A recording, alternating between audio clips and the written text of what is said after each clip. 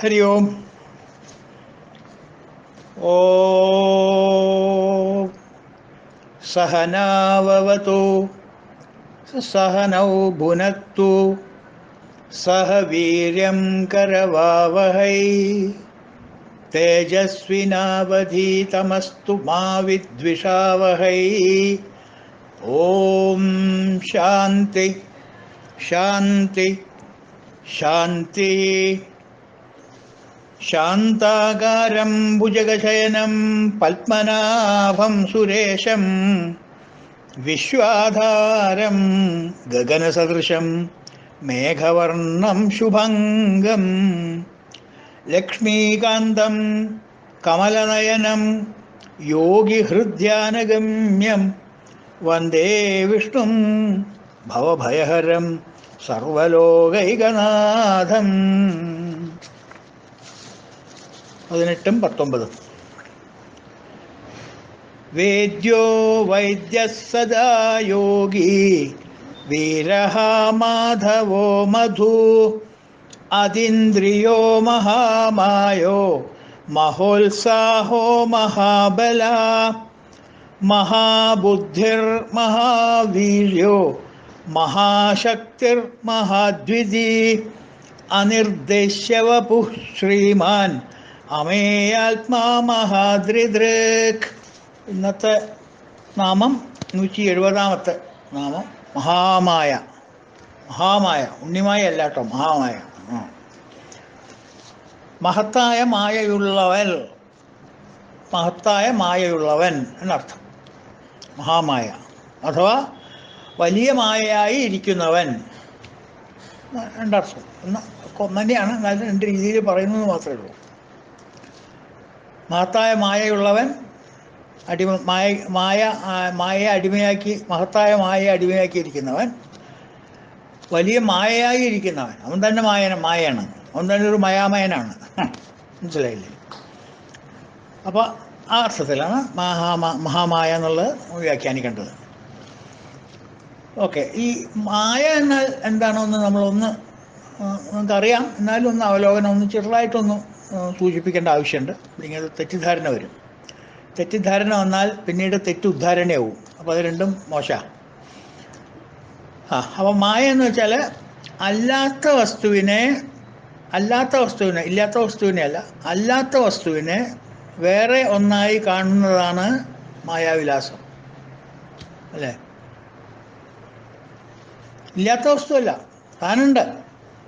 ഇല്ലാത്തതിനെ ഉണ്ടായിട്ട് കാണുന്നതല്ല മായ, താനുണ്ട് അവിടെ. അല്ലാത്തതിനെ വേറെ എന്തോ ഒന്നായിട്ട് കാണുകയാണ്. അപ്പോൾ അവിടെ ഒരു സത്യമുണ്ട്, സത്യമായിട്ടൊരു വസ്തുവുണ്ട്.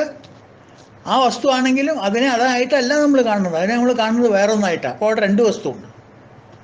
മനസ്സിലായില്ലേ? ഒന്ന് മായ, സൃഷ്ടിക്കപ്പെട്ട മായ എന്ന മായാവസ്തു, വേറൊന്ന് സാക്ഷാൽ വസ്തു. വേദാന്തത്തിൽ സാധാരണ ഉപഗമങ്ങൾ പറയുന്നത് കയറ പാമ്പാണ്. രജ്വാംബുജംഗമൈവ പ്രതിഭാസിതം വൈ. സത്യം കയറോ പാമ്പോ? പാമ്പിനെ കണ്ടിട്ടാണ് ഞാൻ കയറാന്ന് വിചാരിച്ചത്. പാമ്പാന്ന് എനിക്കറിയില്ല. പാമ്പാന്നുള്ള സത്യം ഞാൻ അറിയാതെ അത് കയറാണ് എന്ന് തെറ്റിദ്ധരിച്ച് ആ തെറ്റിദ്ധാരണ പിന്നീട് ഞാൻ തെറ്റി ഉദ്ധരിച്ച് അതിനെ ഒരു പാമ്പാക്കി മാറ്റണു.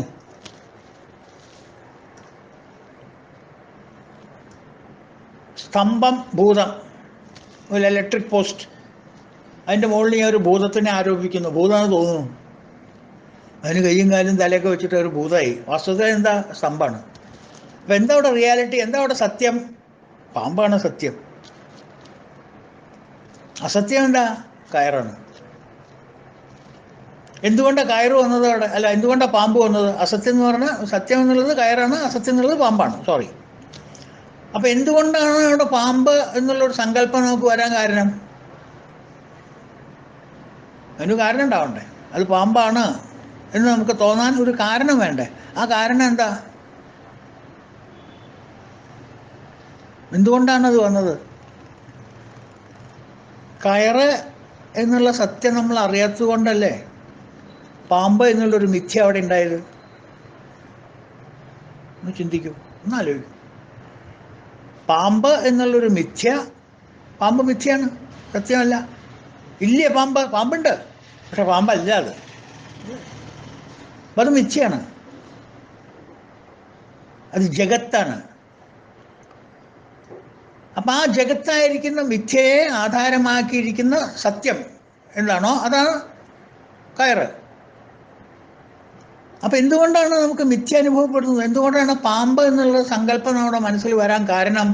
ഒരേ ഒരു കാരണമേ ഉള്ളൂ, കയറാണെന്ന് നമ്മൾ മനസ്സിലാക്കിയിട്ടില്ല, സത്യം നമ്മൾ അറിഞ്ഞിട്ടില്ല. സത്യത്തെ അറിയാതിരിക്കുന്ന അവസ്ഥയ്ക്ക് എന്താ പറയുക? അജ്ഞാനം, അറിവില്ലായ്മ.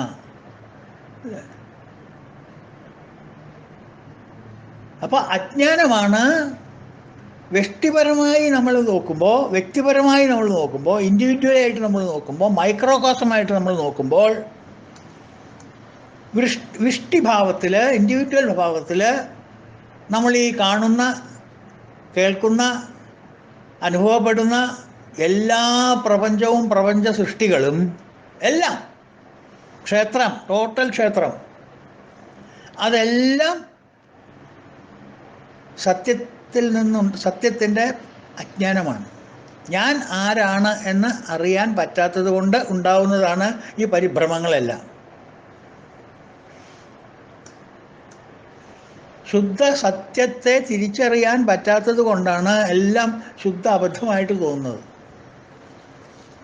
അത് സമഷ്ടിഭാവത്തിൽ നോക്കുമ്പോൾ അതിന് മായ എന്നുള്ള പേര് വരുന്നു, വ്യഷ്ടിഭാവത്തിൽ നോക്കുമ്പോൾ അതിന് അജ്ഞാനം എന്നുള്ള പേര് വരുന്നു. എൻ്റെ അജ്ഞാനം കൊണ്ടാണ് എൻ്റെ ഈ സംസാരം ഉണ്ടായത്. എനിക്ക് പറഞ്ഞാൽ അങ്ങനെയൊന്നും ഇല്ല, എല്ലാം സത്യം തന്നെയാണ്. തെറ്റിദ്ധരിക്കപ്പെടുന്നു നാം. ഇപ്പം രണ്ടായാലും സത്യം അറിയാതിരിക്കുന്ന പ്രതിഭാസമാണ് മായ. പ്രാപഞ്ചികമായിട്ട് നോക്കുകയാണെങ്കിലും വ്യക്തിപരമായിട്ട് നോക്കുകയാണെങ്കിലും ഭഗവാൻ എന്നുള്ളൊരു സത്യം തിരിച്ചറിയാത്തത് കൊണ്ടാണ് ഈ പ്രകൃതിയൊക്കെ നമ്മൾ പ്രകൃതിയായിട്ട് കാണുന്നത്. ഈ കുന്നിനെ ഞാൻ കുന്നായിട്ട് ഇങ്ങനെ കാണുന്നു, ഇവിടെ ഇരുന്ന് ഇങ്ങനെ നോക്കുന്നു, പക്ഷെ അത് കുന്നല്ല, അത് ശരിക്കും ഭഗവാന്റെ ഒരു വിഭൂതിയാണ്. സത്യത്തിൽ അതാണത്. ഈ ഇലക്ട്രിക് പോസ്റ്റ് ഞാൻ ഇവിടെ കാണുന്നു, ഈ വീട് ഇവിടെ കാണുന്നു, മരങ്ങൾ കാണുന്നു, ചെടികൾ കാണുന്നു, ഇതൊക്കെ ഞാൻ ഇവിടെ ഇരുന്ന് കാണുന്നു, ഒക്കെ ഫുൾ പ്രപഞ്ചമാണ്. അത് മാത്രമല്ല, എനിക്ക് എൻ്റെ ഫീലിങ്സ് ഉണ്ട്, കാമുണ്ട്, കോസുണ്ട്, ലോഭമുണ്ട്, മോഹമുണ്ട്, മതമുണ്ട്, മത്സരമുണ്ട്, സ്നേഹമുണ്ട്, സന്തോഷമുണ്ട്. ഇതെല്ലാം ഭഗവാന്റെ വിഭൂതികളാണ്, എല്ലാം ഭഗവാന്റെ സൃഷ്ടിയാണ്. അതിനെ അനലൈസ് ചെയ്ത് നോക്കിക്കഴിഞ്ഞാൽ അതൊന്നും അല്ലാത്ത വേറെ എന്തോ ഒരു സാധനമാണത്. അത് ഈശ്വര ചൈതന്യമാണ്. ഇതിലെല്ലാറ്റിലും പ്രവഹിക്കുന്നത് ഈശ്വര ചൈതന്യമാണ്. ആ ചൈതന്യമാണ് വിഭൂതിയായിട്ട് മാറുന്നത്. ആ സത്യം നമ്മൾ പ്രാപഞ്ചിക ലോകത്തിലും മനസ്സിലാക്കുന്നില്ല, വ്യക്തിപരമായിട്ടുള്ള ലോകത്തിലും മനസ്സിലാക്കുന്നില്ല. Conveniently we forget and compulsorily we Zafar.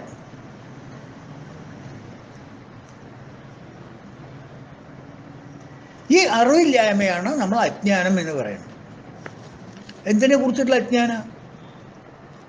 നമ്മൾ ഈ എഡ്യൂക്കേഷണൽ ക്വാളിഫിക്കേഷനെ കുറിച്ചുള്ള ജ്ഞാനവും അജ്ഞാനവും അല്ല നമ്മൾ പറയുന്നത്.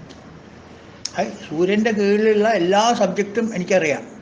Any subject under the sun, history, geography, mathematics, science, atomic energy, എന്ത് വേണം, ship building, aircraft building, aerospace, ഇതൊക്കെ എനിക്കറിയാം. നമ്മൾ അതിനെക്കുറിച്ചൊന്നും അല്ല സംസാരിക്കണം. അതൊന്നും അല്ല ജ്ഞാനം എന്ന് പറയുന്നത്. ട്രിപ്പിൾ ഡോക്ടറേറ്റ് ആണ്, 3 PhD ആണ് എടുത്തിരിക്കുന്നത്. So what? പക്ഷെ അതൊന്നും കാര്യമില്ല. ഈ ട്രിപ്പിൾ ഡോക്ടറേറ്റ് ഒന്നും കാര്യമില്ല.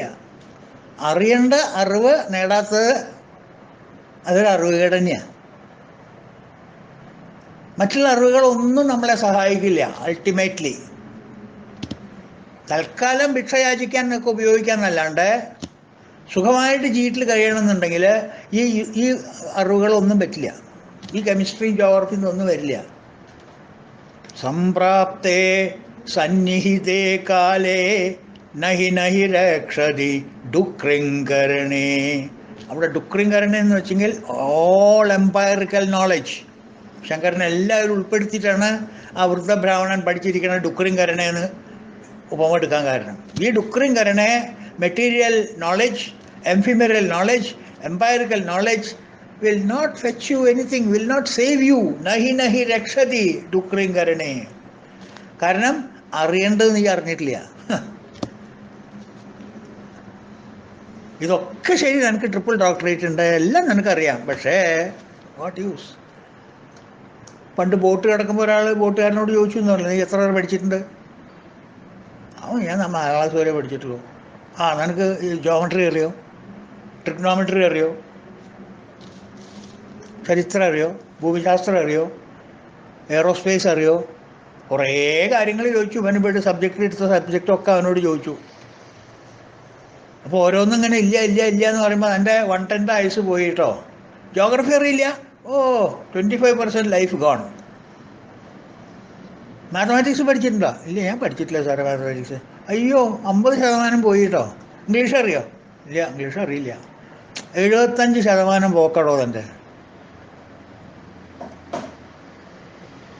ഡിഗ്രി വല്ലതും എടുത്തിട്ടുണ്ടോ? ഡിഗ്രി എടുത്തിട്ടില്ല.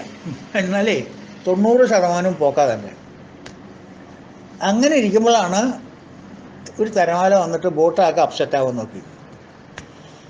അപ്പോൾ ഈ ഒന്നും പഠിക്കാത്തവൻ, ഒരു കൊള്ളരുതാത്ത ഈ ബോട്ടുകാരൻ ചോദിച്ചു ഈ ട്രിപ്പിൾ PhDയോട്, സാറിന് നീന്താൻ അറിയോ? അറിയില്ല. എന്നാൽ 100% ജീവിതം പോയിട്ടോ എന്ന് പറഞ്ഞു. അല്ലേ? എന്താ കാരണം? നഹി നഹി രക്ഷതി ഡുക്രിങ്കരനെ. ഇതൊന്നും ബാധിക്കില്ല. അപ്പം നമ്മളെക്കുറിച്ചുള്ള അജ്ഞാനം, ഈ സത്യം എന്ന് പറയുന്നത് ആരാ? നമ്മൾ തന്നെയാണ്. ജീവാത്മാവ് എന്ന് പറയുന്നത് പരമാത്മാവ് തന്നെയാണ്. അപ്പോൾ എന്തിൻ്റെ അറിവുകേടാ നമുക്ക്? എന്തിൻ്റെ അറിവില്ലായ്മ നമുക്ക്? എന്നെക്കുറിച്ച് എനിക്കറിയില്ല, നമ്മളെക്കുറിച്ച് നമ്മൾ അജ്ഞാതരാണ്, എന്നെക്കുറിച്ച് അറിയില്ല.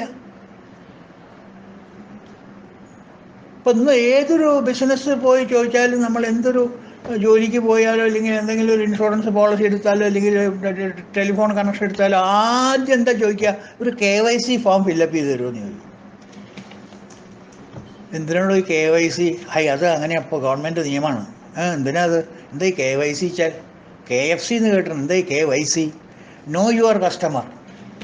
അപ്പോൾ കസ്റ്റമറെ കുറിച്ചിട്ടുള്ള കാര്യങ്ങളൊക്കെ അറിയാനാണ് KYC. അതാണ് ഇന്നത്തെ കാലം. പക്ഷേ ഈ കസ്റ്റമറൊക്കെ അറിഞ്ഞോളൂ, അതൊന്നും കുഴപ്പമില്ല. പക്ഷെ തനിക്ക് തന്നെ അറിയോ? ആദ്യം നീ no your self. No your customer അല്ല, നോ യുവർ സെൽഫ്. KYS ഉണ്ടോ? നോ യുവർ കസ്റ്റമർ അല്ല, നോ യുവർ സെൽഫ്.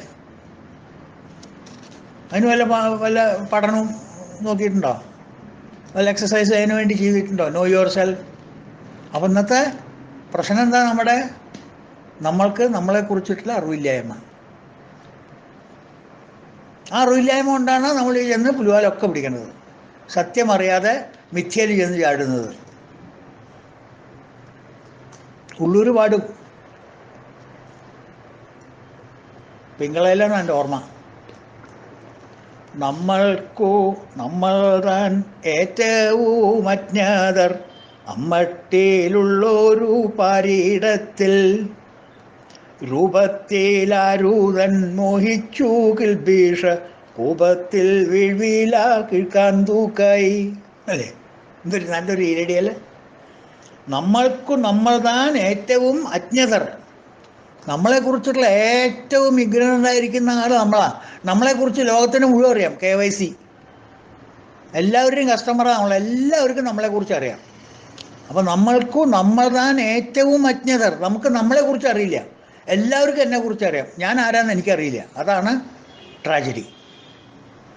അമ്മട്ടിയിലുള്ളൊരു പാരീടത്തിൽ, അങ്ങനത്തെ ലോകമാണെന്നത് പറയണേ. അതുകൊണ്ട് എന്താ പറ്റുന്ന? രൂപത്തിൽ ആരൂതൻ. അതുകൊണ്ട് ഈ നാമത്തിനും രൂപത്തിനൊക്കെ കണ്ട് ഭ്രമിച്ച് ഇതാണ് സത്യം എന്ന് വിചാരിച്ച്, അത് സത്യമാണ് നിത്യമാണെന്ന് വിചാരിച്ച് അതിൻ്റെ പിന്നാലെ നമ്മളിങ്ങനെ പോവുക. എന്നിട്ടോ ചെന്നിട്ടൊരു പൊട്ടക്കിണറ്റിൽ വീഴും ചെയ്യുക. കിൽബീഷ കൂപത്തിൽ വീഴ്വീല കിഴ്ക്കാൻ തൂക്കായി. ഇങ്ങനെയുള്ളൊരു ലോകത്തിൽ രൂപത്തിലും മോഹത്തിലും മോഹിച്ചിട്ട് ആരാണ് ചെന്ന് ഈ പൊട്ടക്കിണറ്റിൽ വീഴാത്തവർ എല്ലാവരും ഉണ്ടോ അങ്ങനെ ചോദിക്കാണ് കവി. വെച്ചാൽ ആരും ഇല്ലയെന്നർത്ഥം. കിൽബിഷക്കൂപം എന്ന് വെച്ചെങ്കിൽ പാപകൂപം. കിൽബിഷം എന്ന് വെച്ചെങ്കിൽ പാപം, ദുഃഖാലയം, ശാശ്വതം എന്നൊക്കെ പറയില്ലേ. പാപകൂപത്തിൽ ചെന്ന് ഈ രൂപത്തിലും മോഹത്തിലും മോഹിച്ച് എന്തുകൊണ്ടാണ് മോഹിക്കണ? നമ്മൾക്കോ നമ്മൾ താൻ ഏറ്റവും അജ്ഞാതർ. അതുകൊണ്ട് നാമരൂപത്തിലെല്ലാം ഭ്രമിച്ച്, ഈ സൃഷ്ടിയിൽ കാണുന്ന സൃഷ്ടികളെല്ലാം ഭ്രമിച്ച്, വായിൽ വെള്ളം വരത്തക്ക രീതിയിലുള്ള പ്രകടനങ്ങളാണ് ഈ ലോകം കാഴ്ചവെക്കണത് നോക്കേ. അപ്പം അതിലൊക്കെ നമ്മൾ ഭ്രമിച്ചങ്ങോട്ട് പോയിട്ട് സത്യം എന്താണെന്ന് അറിയാണ്ട് പോയിട്ട് എവിടെ ചെന്ന് ചാടണ? കിൽബീഷ കൂപത്തിൽ വീഴ്വീല കിഴക്കാൻ തൂക്കായി. അത് മര്യാദയ്ക്ക് വീഴാച്ചാൽ പോട്ടെ, ഇത് തല കുത്തിയിട്ടാണ് വീഴുന്നത്. മനസ്സിലായോ?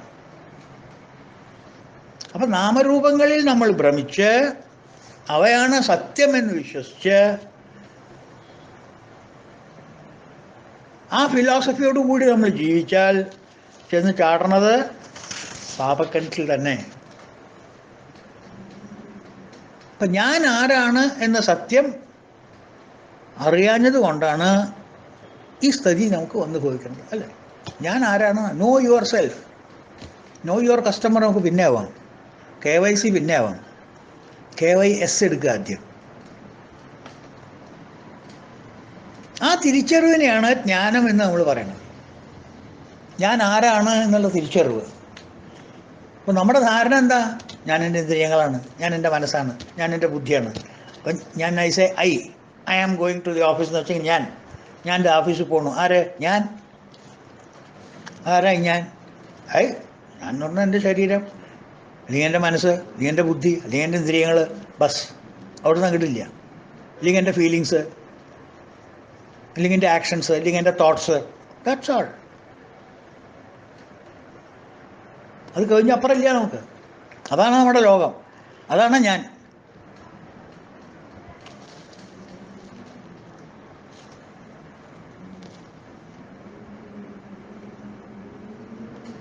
അപ്പം സത്യം മിഥ്യ, നിത്യം അനിത്യം, ഇവ തമ്മിലുള്ള വ്യത്യാസം നമ്മൾ മനസ്സിലാക്കുന്നതാണ് ജ്ഞാനം.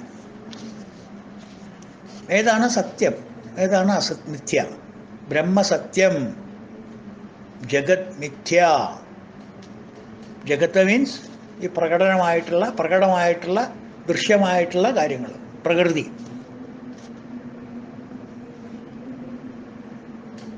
അപ്പം അതിൻ്റെ സാന്നിധ്യവും അഭാവവും നമ്മളുടെ ജീവിതത്തെ വളരെയധികം ബാധിക്കും. എന്ത്? സത്യത്തിൻ്റെ, ഈ അറിവില്ലായ്മയുടെ. സത്യവും നിത്യവും നീരക്ഷീര വിവേകം എന്നൊക്കെ പറയില്ല നമ്മൾ. പാലും വെള്ളവും കൂടി തിരിച്ചറിയാനുള്ള കഴിവ്.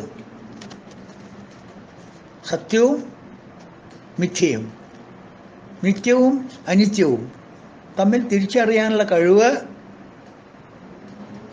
അല്ലെങ്കിൽ ആ ജ്ഞാനത്തിൻ്റെ സാന്നിധ്യം നമ്മളുടെ ജീവിതത്തിൽ ഇല്ല എന്നുണ്ടെങ്കിൽ വളരെ ദുസ്സഹമായി മാറും ജീവിതം. ജീവിത ലക്ഷ്യം മനഃശാന്തിയല്ലേ? അല്ലേ? അതിനാണല്ലോ to be happy at home is the ultimate goal of every human being. എന്തിനാ പോയി ബുദ്ധിമുട്ടണം? എല്ലാവരും മനഃശാന്തിക്ക് വേണ്ട സുഖമായിരിക്കണം, സുഖമാവണം ജീവിതം, കുശാലാവണം, അല്ലേ? എല്ലാവരും അതിനല്ലേ ചെയ്യേണ്ടത്. അൾട്ടിമേറ്റ്ലി നമ്മളുടെ എല്ലാം ആവശ്യം എന്താ? Peace of mind.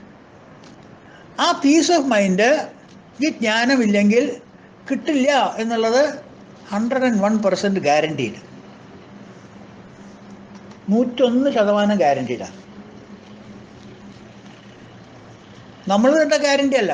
മഹർഷിമാരങ്ങനെയാണ് പറയണത്, ആചാര്യന്മാരങ്ങനെയാണ് പറയണത്. ജ്ഞാനം മനക്കാമ്പിലില്ലെന്നു വന്നാൽ ഞാനെന്ന ഭാവം മുഴുത്തിയിടുമേറ്റം. അതിൻ്റെ പ്രോസസ്സും പറഞ്ഞു തരാം, എങ്ങനെ നമ്മൾ താഴത്തേക്ക് വീഴണം. ഈ ജ്ഞാനം എന്ന് പറഞ്ഞ സാധനം നമ്മളുടെ പോക്കറ്റിൽ ഇല്ല എന്നുണ്ടെങ്കിൽ, നമ്മളെ മനസ്സിൽ ആ ജ്ഞാനം ഇല്ല എന്നുണ്ടെങ്കിൽ എന്താ വെച്ചാൽ, ജ്ഞാനം മനക്കാമ്പിലില്ലെന്നു വന്നാൽ ഞാനെന്ന ഭാവം മുഴുത്തിയിടുമേറ്റം. മാനം മതം ദ്വേഷരാഗങ്ങളെല്ലാം നൂനം പെരുക്കും മഹാദേവ ശംഭോ. ഇതിങ്ങനെ പെരുത്തു വരും. ഫാൻ പെരുകണ പോലെ. ഇത് ഈ ഷഡ്വികാരങ്ങൾ, കാമക്രോധ ലോഭ മോഹമത മത്സരങ്ങൾ, ജ്ഞാനം എന്നുള്ളത് മനസ്സിലില്ല എന്നുണ്ടെങ്കിൽ ഇങ്ങനെ പ്രസവിച്ചു കൂട്ടും. കാമക്രോധ ലോഭ മോഹ മത്സരങ്ങൾ, മാനം മതദ്വേഷ രാഗങ്ങളെല്ലാം നൂനം പെരുക്കും മഹാദേവ ശംഭോ. ഓൺ ദി അതർ ഹാൻഡ്, ഞാനെന്ന അഹങ്കാരമില്ലെന്ന് വന്നാൽ, ഞാൻ ഞാൻ ഞാൻ എന്നുള്ളൊരു ഞാനാണ് അപ്പോൾ നമ്മുടെ മനസ്സിൽ. അതാണ് നമ്മുടെ അഹങ്കാരം, അതാണ് നമ്മുടെ ഈഗോ, അതാണ് നമ്മുടെ ബയോഡാറ്റ ആകെപ്പാടുള്ളത്. ആ ഞാൻ എന്നുള്ള അഹങ്കാരം ഇല്ല എന്നുണ്ടെങ്കിൽ എന്താ ഉണ്ടാവുക? മറ്റത് ജ്ഞാനമില്ലെങ്കിൽ അഹങ്കാരം ഉണ്ടാവും, അഹങ്കാരം ഇല്ലെങ്കിൽ എന്താ ഉണ്ടാവുക? ഞാനെന്ന അഹങ്കാരമില്ലെന്ന് വന്നാൽ ആനന്ദമല്ലാതെ മറ്റൊന്നുമില്ല, പീസ് ഓഫ് മൈൻഡ്. ഇത് കൂടുതൽ വ്യക്തമായിട്ട് എവിടെ നമുക്ക് കിട്ടുക? എന്തിനാ നമുക്ക് വേറെ ആവശ്യം? എന്തിനാ ഉപനിഷത്ത് പഠിക്കണത്? ഈ സരളമായിട്ടുള്ള മലയാള പദ്യം പഠിച്ചാൽ പോരെ? എഴുത്തച്ഛനെ ഒന്ന് പിന്നാലെ പോയാൽ പോരെ? എന്തിനാ ഈ മഹർഷിമാരുടെ പിന്നാലെ ഓടി കടിച്ചാൽ പൊട്ടാത്ത ഉപനിഷത്ത് എടുക്കണത്? അല്ലേ? ഞാൻ കുറ്റം പറയില്ല കേട്ടോ, തെറ്റിദ്ധരിക്കരുത്. ഞാൻ മലയാളം ഭാഷയിലുള്ള സാഹിത്യത്തിനെ കുറിച്ച്, അതായത് എന്താ പറയുക, ആധ്യാത്മിക സാഹിത്യത്തെക്കുറിച്ച് ആലോചിക്കുമ്പോൾ പറഞ്ഞു പോയത്, അല്ലാണ്ട് ഉപനിഷത്തിനെ ഞാൻ താഴ്ത്തി പറയില്ല. നമ്മൾ തന്നെ എത്രയോ ഉപനിഷത്തുകൾ കോട്ട് ചെയ്യുന്നുണ്ട്. ജ്ഞാനപ്പാന, 14 വൃത്തം, ഹരിനാമ കീർത്തനം, എന്താ ഇതിൽ വെച്ചിരിക്കണ ആറ്റം ബോംബെന്ന് വിചാരിക്കണം ഓരോരുത്തർ. എത്ര ലളിതമായ ഭാഷയിൽ. അതൊന്നും ഇപ്പോൾ കുട്ടികളെ പഠിപ്പിച്ചോളൂ, അതൊക്കെ സെക്യുലർ അല്ലേ, ഇതൊന്നും പറയാൻ പാടില്ല, ഇതൊക്കെ പറഞ്ഞാൽ അവനകത്താവും. അപ്പൊ ഞാനെന്ന് അഹങ്കാരമില്ലെന്ന് വന്നാൽ ആനന്ദമല്ലാതെ മറ്റൊന്നുമില്ല. സ്ഥാനം നിരൂപിച്ചു ശല്യം തുടർന്നാൽ ഊനം ഭവിക്കും മഹാദേവ ശംഭോ. അപ്പം അതിൻ്റെ വരും വരായ്മകൾ, പോരായ്മകൾ, നന്മകൾ, തിന്മകൾ ഒക്കെ ഭഗവാൻ നമുക്ക് പറഞ്ഞു. ഇതുകൊണ്ട് അപ്പം ഇതാണ് വ്യക്തിഭാവത്തിലുള്ള ജ്ഞാനം. വ്യക്തിപരമായിട്ടുള്ള ജ്ഞാനം എന്ന് പറയുന്നത് അതാണ്. ആ ജ്ഞാനം വന്നു കഴിഞ്ഞാൽ അജ്ഞാനം പോകും. മനസ്സിലായോ? സമഷ്ടിഭാവത്തിൽ ഇത് മായയായിട്ട് വിളിക്കപ്പെടും. പ്രകൃതി ഈസ് മായ. ഇന്ന് കാണുന്ന എല്ലാ പദാർത്ഥങ്ങളും മായയാണ്. എങ്ങനെയാണോ നമ്മൾ കാണുന്ന പദാർത്ഥങ്ങൾ, നമ്മളുടെ അനുഭവങ്ങൾ, നമ്മളുടെ അനുഭൂതികൾ, ഇതെല്ലാം നമുക്ക് കാണപ്പെടുന്നത് എങ്ങനെയാണോ നമ്മളുടെ അറിവില്ലായ്മ കൊണ്ട് പറ്റുന്നത്, അതേ അറിവില്ലായ്മ തന്നെയാണ് അവിടെ പ്രകൃതി ആയിട്ട് മായാരൂപത്തിൽ കാണപ്പെടുന്നത്. ഇവിടെ അജ്ഞാനം എന്ന് പറഞ്ഞു, അവിടെ മായ എന്ന് പറഞ്ഞു. അതായത് വ്യക്തിഭാവം എന്ന് പറഞ്ഞാൽ നമ്മളുടെ ഓരോരുത്തരുടെയും വ്യക്തിയിൽ പ്രകടമായി കാണുന്ന ആണ് വ്യക്തിഭാവം. നമ്മുടെ വ്യക്തിയിൽ പ്രകടമായി കാണുന്നത്, അതായത് ഇന്ദ്രിയങ്ങൾ, മനസ്സ്, ബുദ്ധി, ഇവയുടെ പ്രവർത്തനങ്ങൾ, ഇവ ഉണ്ടാക്കുന്ന സുഖം, ദുഃഖം, ലാഭം, നഷ്ടം എന്നിട്ടുള്ള പ്രതിഭാസങ്ങൾ എല്ലാം അനിത്യമാണ്.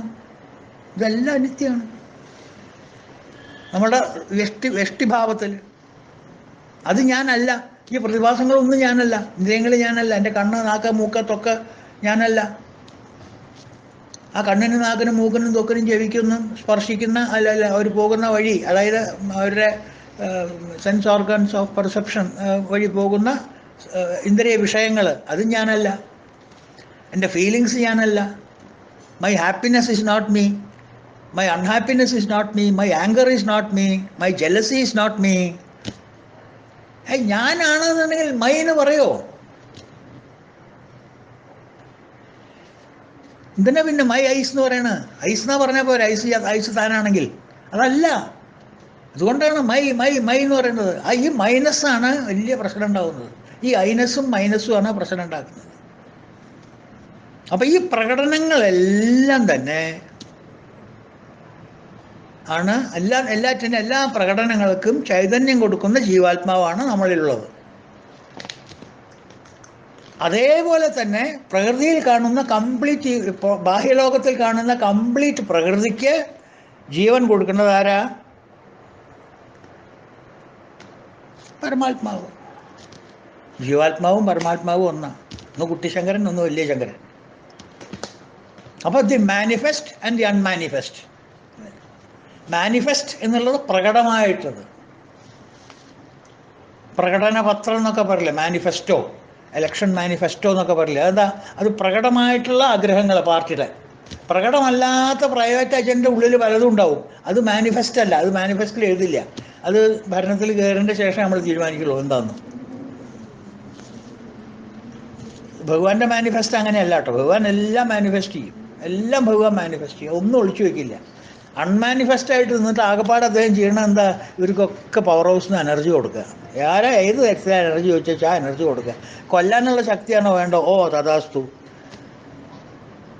ഒരുമിപ്പിക്കാനുള്ള ശക്തിയാണോ വേണ്ടോ? തഥാസ്തു. ജീവിപ്പിക്കാനുള്ള ശക്തിയാണോ വേണ്ടോ? തഥാസ്തു.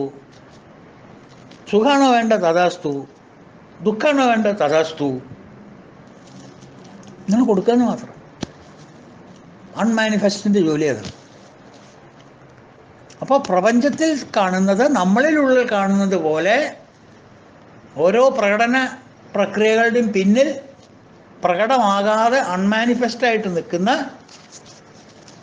വ്യക്തിയെയാണ്, ആ വ്യക്തിയുടെ അറിവിനെയാണ് നമ്മൾ ജ്ഞാനം എന്ന് പറയുന്നത്. അല്ലാണ്ട് പ്രകാശിച്ചു കൊണ്ടിരിക്കുന്ന സാധനത്തിനെയല്ല. സ്വാമിജി എപ്പോഴൊരു വാക്ക് പറയും, seek the seer not the scene. Seek the seer. നമ്മൾ ആരെയാ അന്വേഷിച്ച് പോകേണ്ടത്? കാണുന്നവനെ അന്വേഷിച്ച് പോകണം, നോട്ട് ദ സീൻ. കണ്ടതിനല്ല. കണ്ടതിനെ ഇപ്പം എന്തിനാണ് അന്വേഷിച്ച് പോകണം? കാണിച്ചു തരുന്നവനെ അന്വേഷിച്ച് പോകണം. ഞാൻ ഇപ്പോൾ അവിടെ നിന്ന് നോക്കിയാൽ എനിക്കൊരു വീട് കാണുന്നു, ആ വീട് അന്വേഷിച്ച് പോകേണ്ട കാര്യമില്ലല്ലോ. ഞാൻ കണ്ണും അന്വേഷിച്ച് പോകണ്ട, കണ്ണ് എൻ്റെയാണ്. വീട് അപ്പുറത്തുള്ളതാണ്, എൻ്റെ അല്ല. അത് അന്വേഷിച്ച് പോകണം. അതിന് അന്വേഷിച്ച് പോകേണ്ടൊക്കെ ഇത് കാണാനുണ്ട്. പിന്നെ എന്താ അന്വേഷിച്ച് പോകേണ്ടത്?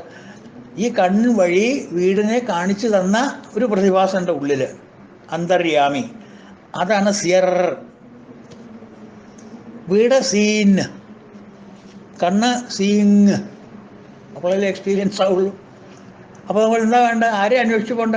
Seek the seer not the scene. അതുപോലെ തന്നെ നാം കാണുന്ന ഈ പ്രപഞ്ചം മുഴുവനും പ്രകൃതിയാണ്. ജഗത്ത്, ലോകം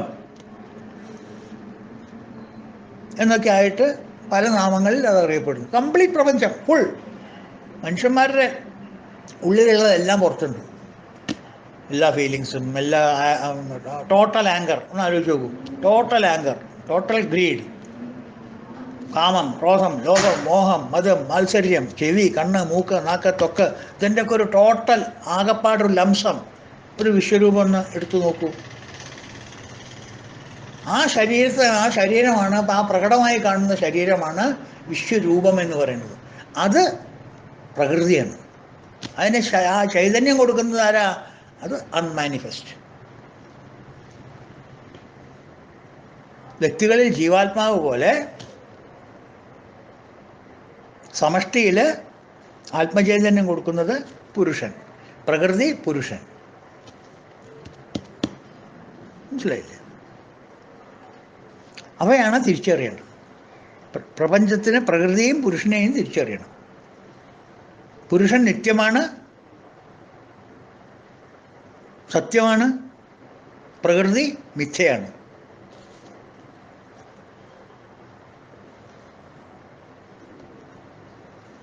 മനസ്സിലായില്ലേ? അതാണ് മഹാമായ, കംപ്ലീറ്റ് ടോട്ടൽ മായ. അതുകൊണ്ടാണ് മഹാമായ എന്ന് പറയുന്നത്. നമ്മുടെ കയ്യിലുള്ള ഏതാ മായ? ഉണ്ണിമായ. അത് സ്മോൾ മായ, ഇത് ബിഗ് മായ. നമ്മുടെ കയ്യിലുള്ള അജ്ഞാനം ഉണ്ണിമായ. അപ്പുറത്തുള്ള മായ മഹാമായ. പക്ഷെ രണ്ടും സത്യത്തിൽ ഒന്നാണ്, പ്രോസസ്സ് ഒന്നാണ്. ഒന്ന് സാധാരണ ലഡ്ഡു, ചെറുത്, കല്യാണത്തിനോ കൊടുക്കണ ചെറിയ ലഡ്ഡു. മറ്റൊരു തിരുപ്പതി ലഡ്ഡു. ചെറുതും വലുതാനുള്ള വ്യത്യാസമുള്ളൂ. കണ്ടൻസൊക്കെ ഒന്ന് തന്നെയാണ്. മനസ്സിലായില്ലേ? മായാതു പ്രകൃതിം വിദ്യാൻ മായിനം ച മഹേശ്വരം എന്ന് പറയും ചേതോശ്വരോപനിഷത്തിൽ. മായാതു പ്രകൃതിം വിദ്യാൻ മായിനം ച മഹേശ്വരം. മായയെ പ്രകൃതിയായിട്ടറിയണം. മായാധിപനെ മഹേശ്വരനായിട്ടും അറിയണം എന്നാണ് പറയുന്നത്. മായാതു പ്രകൃതിയും വിദ്യയും. മായ എന്ന് പറയുന്നതിനെ പ്രകൃതിയായിട്ട് അറിയണം. It is my nature. അത് പ്രകൃതിയായിട്ട് അറിയുക നീ.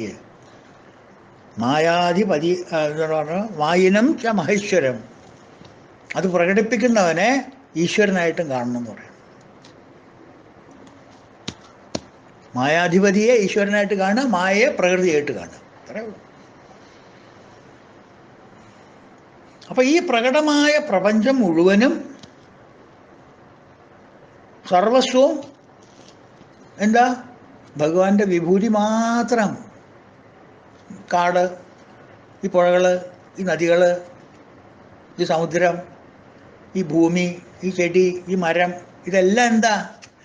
Everything is his manifestation. It is his വിഭൂതി.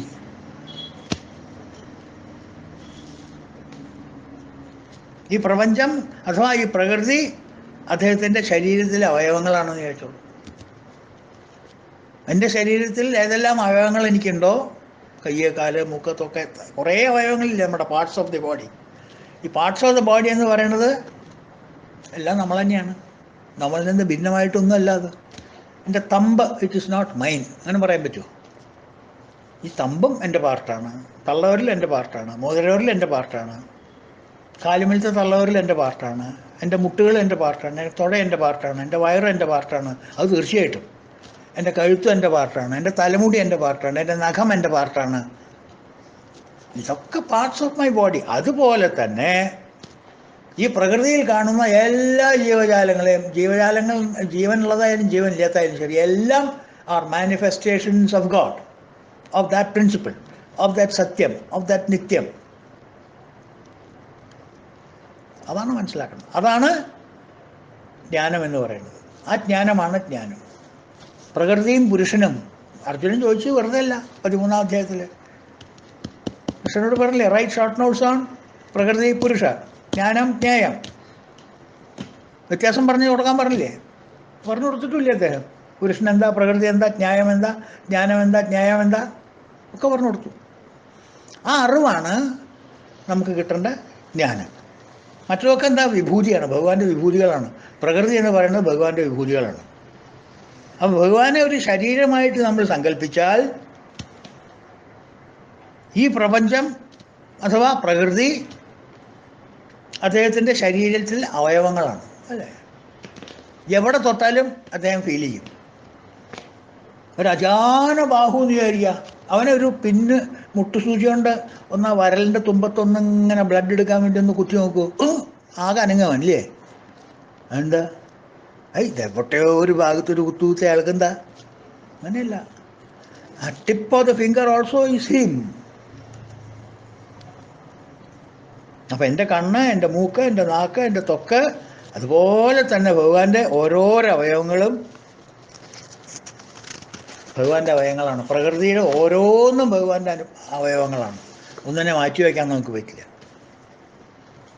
അപ്പം ഞാൻ എങ്ങനെയാണോ എൻ്റെ എല്ലാ അവയവങ്ങളിലും വ്യാപിച്ചിരിക്കുന്നത്, ഇല്ലേ? എൻ്റെ എല്ലാ അവയവങ്ങളിലും ഞാൻ വ്യാപിച്ചിരിക്കുന്നില്ലേ? അതുപോലെയാണ് പ്രകൃതിയിൽ മുഴുവൻ ഭഗവാൻ വ്യാപിച്ചിരിക്കുന്നതും പ്രവർത്തിക്കുന്നതും. എവിടെ സ്പർശിച്ചാലും എന്നെ തന്നെ സ്പർശിക്കാതെ നിർത്തിയില്ല. എവിടെ സ്പർശിച്ചാലും ആ പ്രകൃതിയിൽ നമ്മൾ എവിടെ തൊട്ടാലും പൊള്ളണത് ഭഗവാനാണ്. കാട് കൊള്ളി വെച്ചാലും സമുദ്രം കൊള്ളി വെച്ചാലും പൊള്ളണത് ആർക്കാ? ഭഗവാനല്ലേ. അതുപോലെ തന്നെയാണ് പ്രകൃതിയുടെ അംശം തന്നെയാണ്, ഭഗവാന്റെ അംശം തന്നെയാണ് പ്രകൃതി എന്നർത്ഥം. അങ്ങനെ വരുമ്പോൾ സത്യത്തിൽ ഞാൻ ആരാണ്?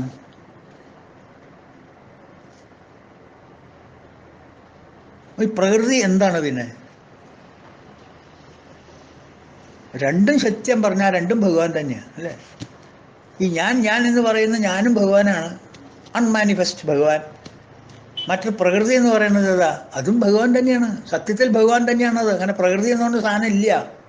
അതൊരു ഓമനപ്പേരിട്ടതാ. കുടം എന്നുള്ളൊരു ഓമനപ്പേരാ. സത്യത്തിൽ എന്താ? ഇത് മണ്ണാണ്.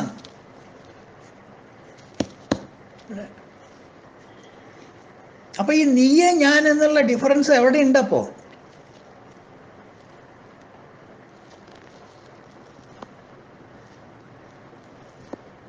ആ ഭാവഭേദം എവിടെയുള്ളത്? നീയെന്ന് ഞാനെന്നുള്ള ഭാവഭേദം.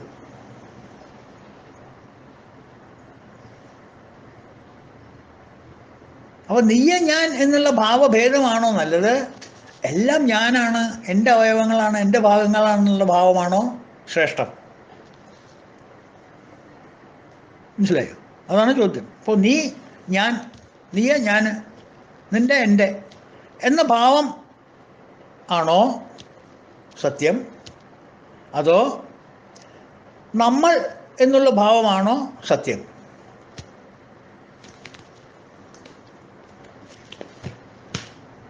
അതിൽ ശ്രേഷ്ഠമായിട്ടുള്ള ഏതാണ്? നീയെ ഞാൻ എന്നുള്ള ഭാവമാണോ വേണ്ടത്, നമ്മൾ എന്നുള്ള ഭാവമാണോ വേണ്ടത്? ആലോചിച്ചോളൂ. ആർക്കങ്ങനെ വേണമെങ്കിൽ തീരുമാനിക്കാം. പക്ഷേ രമണ മഹർഷി പറയണത്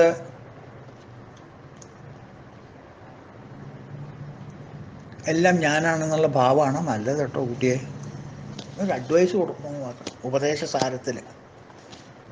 ഭാവഭേദനാ സോഹമിത്യസൗ ഭാവനാതിപ പാവനീമത. അതുകൊണ്ട് ഭേദഭാവനാ, ഭേദഭാവം, ഭാവത്തിലുള്ള ഭേദം, വ്യത്യാസങ്ങൾ, നീയെ ഞാൻ, നിൻ്റെ എൻ്റെ, ഭാവഭേദനാ, അതിനേക്കാൾ നല്ലത്, നല്ലതല്ല അതിനേക്കാൾ സോഹം, എല്ലാം ഞാനാണ്, എല്ലാം നമ്മളാണ്. സോഹം ഇത്യ സൗഭാവനാഭിത പാവനീമത. അങ്ങനെ ചിന്തിക്കുന്നതാണ് നല്ലതെന്നാണ് എൻ്റെ അഭിപ്രായം കേട്ടോ. അപ്പം നാം അല്ലെങ്കിൽ പ്രകൃതി, ഞാൻ അല്ലെങ്കിൽ പ്രകൃതി ഈശ്വരനിൽ നിന്ന് അന്യമാണ് എന്ന ഭാവനയേക്കാൾ ശ്രേഷ്ഠമാണ് ഞാൻ ബ്രഹ്മമാണ് എന്നുള്ള ഭാവന. അതാണ് ഇവിടെ മഹർഷി പറയണം. മനസ്സിലായില്ലേ? ഞാൻ അല്ലെങ്കിൽ നാം അല്ലെങ്കിൽ പ്രകൃതി ഇത് ഈശ്വരനിൽ നിന്ന് അന്യമാണ് എന്ന ഭാവത്തിനേക്കാൾ ശ്രേഷ്ഠമായിട്ടുള്ളത് ഞാൻ ബ്രഹ്മമാണ്, നമ്മൾ ബ്രഹ്മമാണ് എന്ന ഭാവനയാണെന്ന് പറയണം. ഭേദഭാവനാ സോഹമിത്യ സൗഭാവനാഭിത പാവനീമത. അതാണ് പാവനമായിട്ടുള്ളത്, കുറച്ചും കൂടി സേക്രഡ് അതാണ്. ഉപദേശസാരാണ്, വേണമെങ്കിൽ സ്വീകരിക്കാട്ടോ.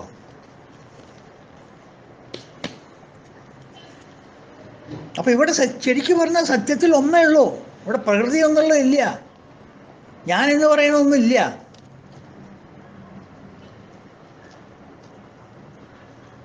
ഭിന്നമായി കാണിക്കുന്നതും കാണുന്നതും പ്രവർത്തിക്കുന്നതും വെറും ഒരു നേരം പോക്ക് മാത്രം.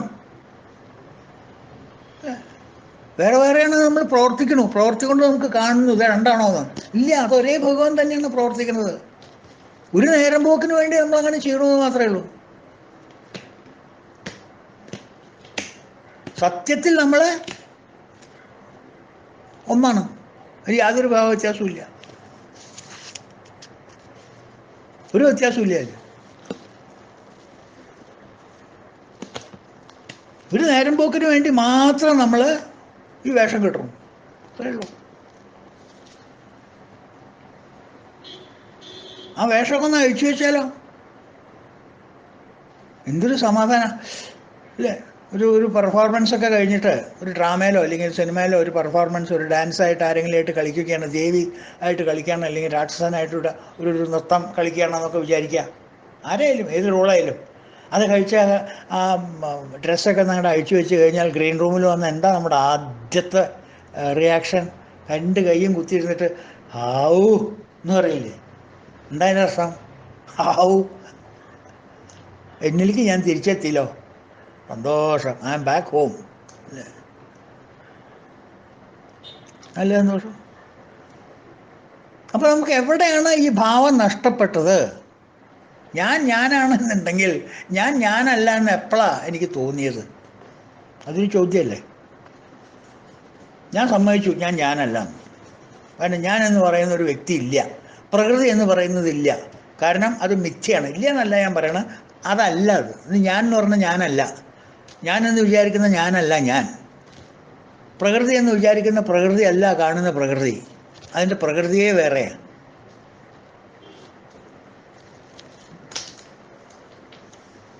അത് ചൈതന്യവത്താണത്.